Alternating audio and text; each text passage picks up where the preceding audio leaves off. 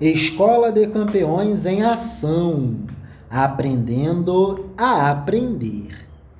Treinamento e preparação do jovem GPS para sua apresentação na Mostra de Artes, a ser realizada no dia 23 de abril de 2024. Por favor, amada inteligência divina, ao texto. Escola de Campeões.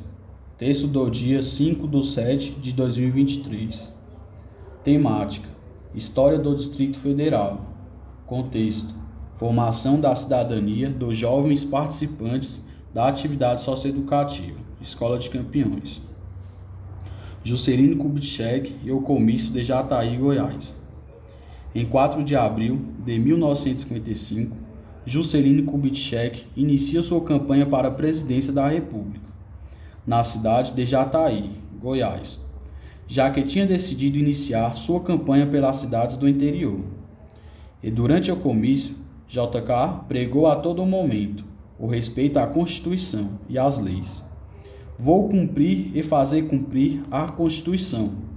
Ao final do comício, foi aberta a oportunidade para as perguntas dos populares ao então candidato JK. Antônio Soares Neto, o conhecido Toniquinho, funcionário de uma empresa de seguros, logo se adianta e pergunta a JK se ele iria efetivamente cumprir a Constituição, transferindo a capital federal do Rio de Janeiro para o centro do território nacional. JK, muito surpreso com a inteligência do questionamento, suspirou e prontamente respondeu afirmativamente que sim. Foi desta intervenção provocativa, contou mais tarde Juscelino, que nasceu a ideia da promoção efetiva da mudança na cabeça de JK. Porque a ideia da transferência para o interior vem desde a mudança da capital de Salvador para o Rio de Janeiro. A provocação de Toniquinho provocou o surgimento da 31ª meta do plano de governo proposto por JK. Show! Após eleito, JK assina a mensagem de Anápolis, projeto de lei de mudança da capital, a partir do qual cria a Companhia Urbanizadora da Nova Capital, Nova Cap. No dia 18 de abril de 1956, às 5 horas da madrugada, em um barzinho, na base aérea de Anápolis. Diversas foram as críticas e acusações que Juscelino recebeu por levar adiante a materialização do artigo 3 da Constituição de 1891. Por exemplo, que a construção de Brasília provocaria inflação na economia do país, que a Companhia Urbanizadora da Nova Capital, Nova Cap, pagava preços superfaturados às empreiteiras, e que as obras da futura capital consumiam recursos da Previdência Social. Os argumentos favoráveis à transferência da capital para o centro do país ganhavam muita força, mesmo com as várias críticas a JK. A seguir, alguns argumentos sobre as vantagens da interiorização da capital federal. Segurança nacional. Acreditava-se que a capital no litoral estava muito exposta e vulnerável a ataques estrangeiros, mesmo argumento utilizado desde o Marquês de Pombal. Interiorização, povoamento, desenvolvimento e integração econômica nacional. A construção da capital no interior do país forçaria o deslocamento de significativo contingente de pessoas para o centro do país, o que levaria a aberturas de estradas e construções de rodovias, ligando, portanto, a capital às diversas regiões do país, o que acarretaria uma crescente e maior integração econômica em relação às demais regiões do Brasil. Símbolo de um Brasil novo. O Brasil no governo JK, de 1956 a 1961, passou por rápidas transformações ao capital internacional.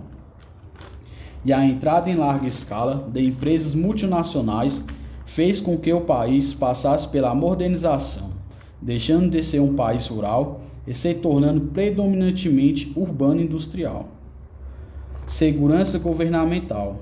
Mesmo argumento da segurança nacional. Com a centralização da capital do Planalto Central, os políticos teriam mais paz para pensar em um país, mas também poderiam ficar mais ilhados e distanciados das necessidades das populações mais pobres. Segundo o texto, infraestrutura envelhecida, mesmo Brasília sendo uma cidade nova. Texto escrito por Maria Eugênia e outros. Texto publicado pelo portal Metrópolis, 6/2/2018. Viaduto cai no Eixão Sul. Há risco de novo desabamento. A estrutura desabou sobre 4 carros e um restaurante. Segundo o Corpo de Bombeiros, não há feridos. Um viaduto no Eixo Sul desabou nesta terça-feira, dia 6 de fevereiro de 2018, na altura da Galeria dos Estados. Dezenas de carros tiveram que retornar no meio da via, que acabou interditada, após 2 faixas do asfalto cederem. A estrutura caiu sobre 4 carros e um restaurante. Segundo o Corpo de Bombeiros, não há feridos. Cães farejadores percorreram a região em busca de vítimas. Há o risco de uma outra laje cair, e por isso toda a área está isolada para que seja feito o devido escoramento. A estrutura despencou por volta das 11h50. Imediatamente, fotos e vídeos inundaram as redes sociais da internet.